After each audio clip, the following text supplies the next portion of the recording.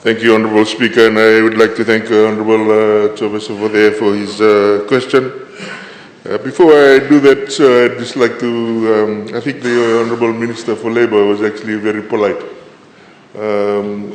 Before we actually became government, I actually spent some time moving around Australia, and both in New South Wales and in Victoria.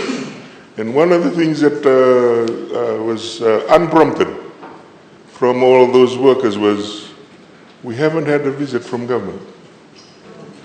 I'm glad that Honourable Correa mentioned that he did visit, but the 4 times apparently, yeah, according to. And so when Honourable Koya was touting the scheme as an initiative of the government, but I think I'd urge them to just reflect on how they executed the scheme. Because Mr. Speaker, sir, they did not actually have the infrastructure to support the whole thing. The initiatives that the Honourable Minister for Labour, he's done it in 6 months. So he should be praised and credited for taking care of that matter. I'll now answer the question, Mr. Speaker, sir. Mr. Speaker, sir, I rise to respond to the question raised by the Honourable Member of the Ministry's work to address black spot areas in the country. Before I begin, and for the benefit of all members of the public, please let me just to explain what black spots are. These are areas where there is essentially no internet activity, and the other common technology is grey areas, and this is where internet connectivity is somewhat intermittent. Internet connectivity, Mr. Speaker, so as we agree, is now the backbone of the modern world and has become an inseparable part of our daily lives. Reliable and stable internet connectivity provides a gateway to access for information, education, economic opportunities, and connecting our loved ones in a way that was unimaginable a few years ago. Access to good quality, affordable, secure internet connectivity is crucial, and the government and ministry are fully committed to bridging the digital divide. Mr. Speaker, sir, there are already 240 declared sites which have been identified as having poor or no connectivity. And Mr. Speaker, sir, I seek both sides of the House indulgence. When I saw that list, I wasn't happy with it, because I felt that it didn't address the whole needs of the country. It was selective, it only picked on certain provinces, and it did not look in an all-encompassing way across the provinces. So as a result, Mr. Speaker, sir, I've put the program just on hold or slowed it down, just to make sure that we consult a bit more broadly and ensure that when we roll out, and I'm hoping to start seriously rolling out at the very latest in the first quarter next year, that we're able to actually start addressing, genuinely addressing connectivity needs across the community. Apart from that, Mr. Speaker, sir, the ministry has also been attending to, has been getting feedback from provincial councils, just to ensure, again, that when connectivity is rolled out, that we do address everybody. So essentially, I'm hoping what we will do, Mr. Speaker, sir, is actually publicly announce provinces that are going to be, where internet is going to be rolled out, and then start systematically covering the provinces.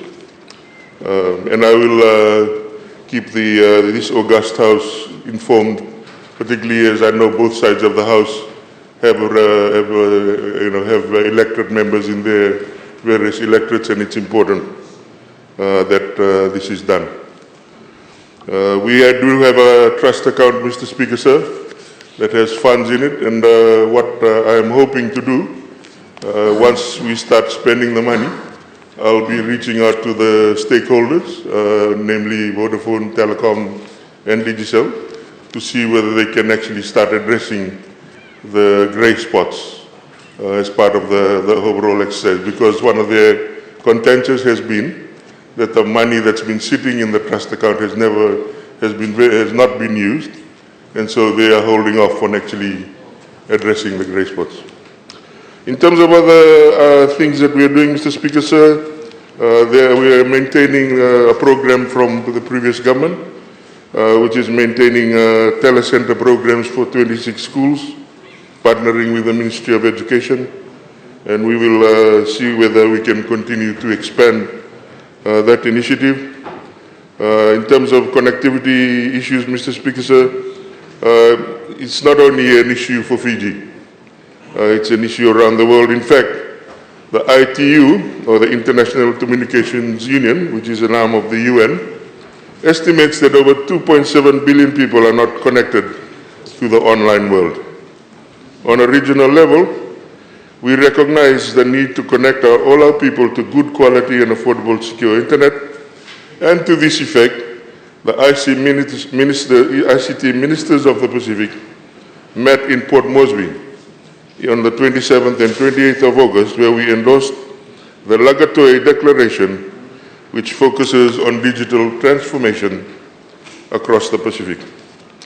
On a global level, we are working very closely with the UN technology specialist agencies such as ITU, the World Bank, and Asia Pacific Telecommunity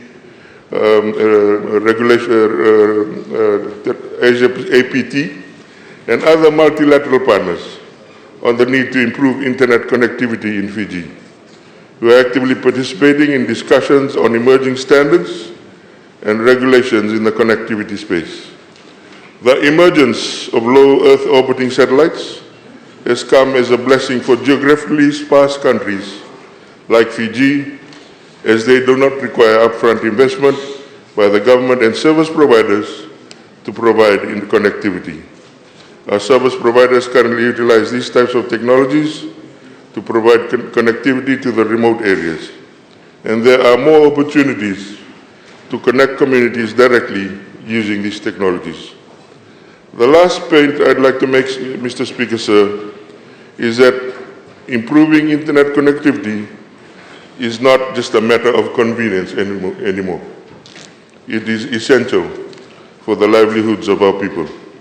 It is a matter of national development and progress. It is about creating a level playing field for all our citizens, regardless of their background or location. It is about harnessing the power of technology to propel our nation forward into a brighter and more prosperous future. Mr. Speaker, sir, I thank you for the opportunity to answer the question. Thank you.